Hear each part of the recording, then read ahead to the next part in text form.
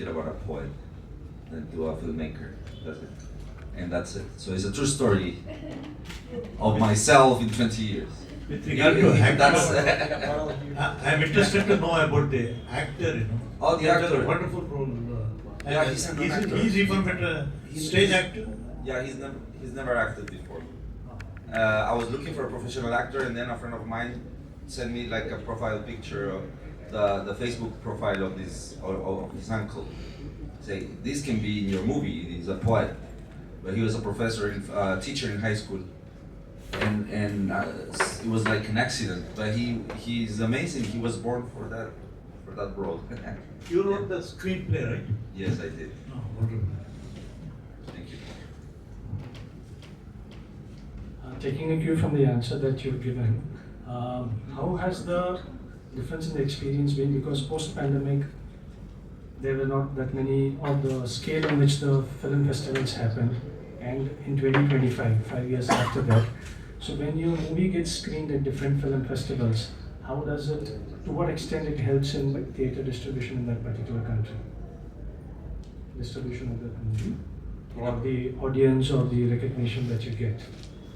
How is the difference being played out from your first movie and to this one?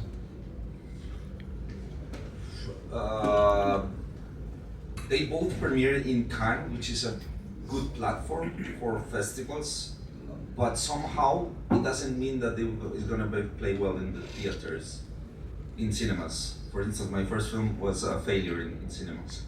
Not many people watch it but this one is been very well received, and many people watch it still on cinemas in Colombia for 2 months. It's been for 2 months, and people watch it a lot. Like for an independent film, it was watched by many people.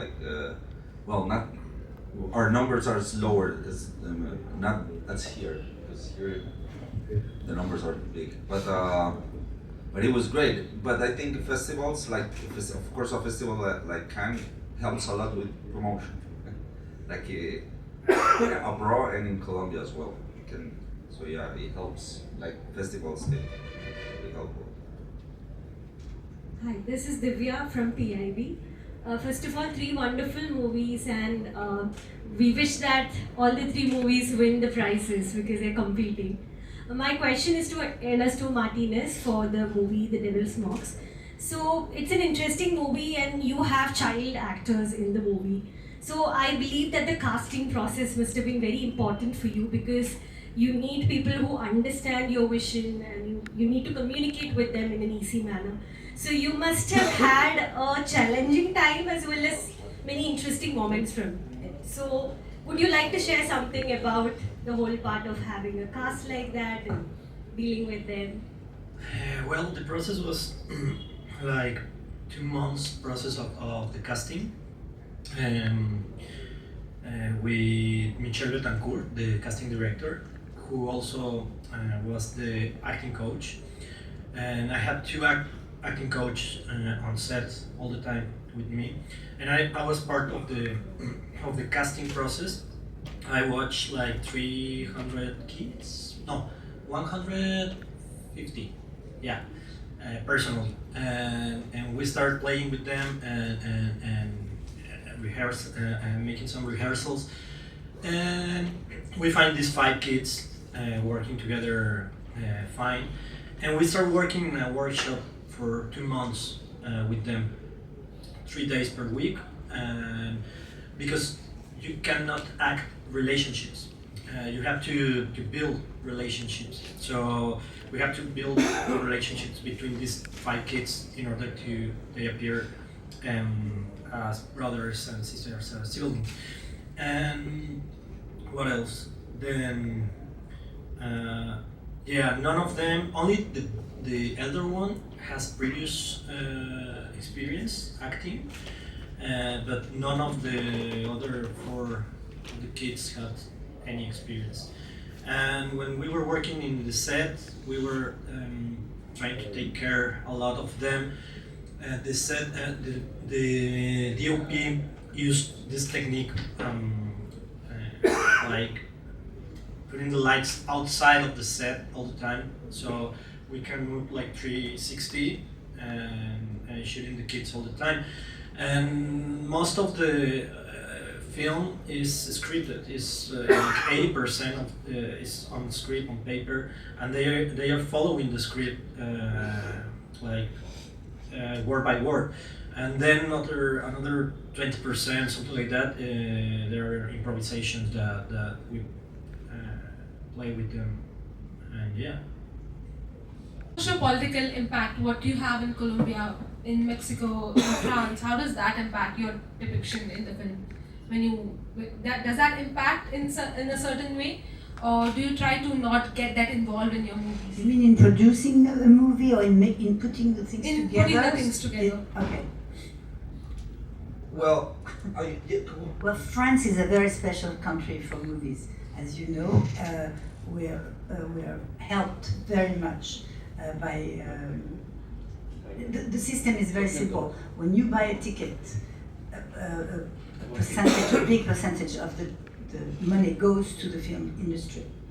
Whether it's a French movie, whether it's an American movie, an Indian movie, it goes to the industry, and the producers have to give it back to the industry. So it's a very interesting system that everybody should learn about this, because it helps films to be made.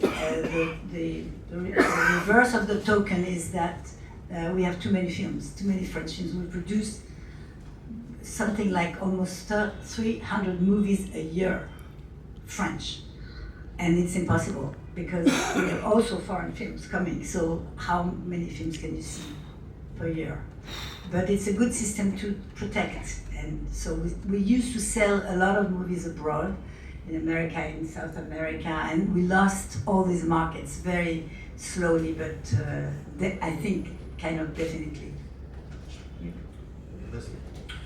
Well, I think it affects because it's part of our culture, and I'm coming from a very stressful city like Mexico City, and I feel like I had to shoot my film with handheld camera all the time. If I put the camera in a tripod, I'm feeling like strange. Like my reality is not like that. It's shaking all the time, and so I think it affects the way you shoot your films, the stories that you approach into. But as well, I'm not doing a political film. It's a personal film written by Karen Plata, my couple, and it's about our fears and our childhood and our memories of that Mexico that exists in that moment. And yeah, I think it's normal that it affects you because you're part of this reality, this country. yeah, the same. Like cinema is a mirror of reality. It's just that it's like taking a picture of your of characters or landscapes in your country, and it becomes part of the imaginary, the cultural background of the country. And again, as well as Ernesto, I wasn't necessarily political, but there's no way around it. I mean, there's no other way, because there are strongly political films, and there are films like this that is not, let's say, strongly political. It's quite personal about myself in a way, or about artists, but it's very political at the same time, because it depicts, like, you don't have to really deliberately be political, but you are no matter how.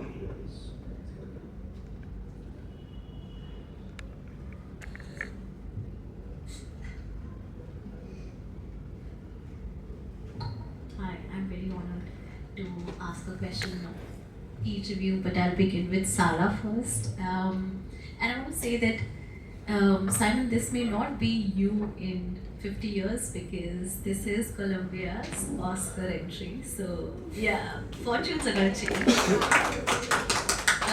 So I just wanted to ask Sarah about what he mentioned, his previous film, and now that you attached yourself as a producer to this one. How do you strategize a film's distribution, in the sense to give it art, take it to film festivals, which doesn't make a lot of money, but also commerce to establish some theatrical distribution, some pocket somewhere, and maybe share about the Oscar journey a little. Yes. I think it was Simon's intention from the very beginning to make a film that was open to the audience. And I think that's very important. It was, the film started having that intention, and we believe it played out at the end very well. But I think it's important to have that intention to connect in a way, and it's an intention that is really imprinted in the script, for example, to try to establish that with the audience. It's not easy. We come from a country that really resists its own films. It's very hard for us. If you see the numbers, especially after the pandemic, I think it really affected every country, but for us it has been very challenging because we also have to play with the resistance people have toward watching themselves in films. Colombians in general have a bad impression of themselves and of their films, and that's something that we have to fight with.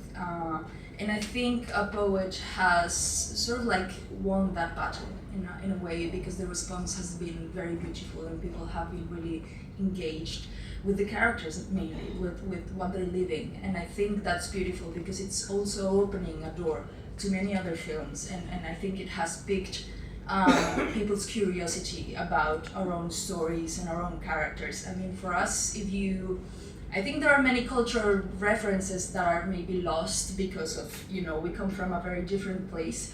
But when you see the film being from the city that we are, you can see yourself. And I think that's very important, that we recognize there's a lot of value in that, and that facilitated the distribution of the film. Of course, there was a wave that started with the premiere of the film. It did very well in festivals, and that has propelled something within the audience and interest of platforms to have it.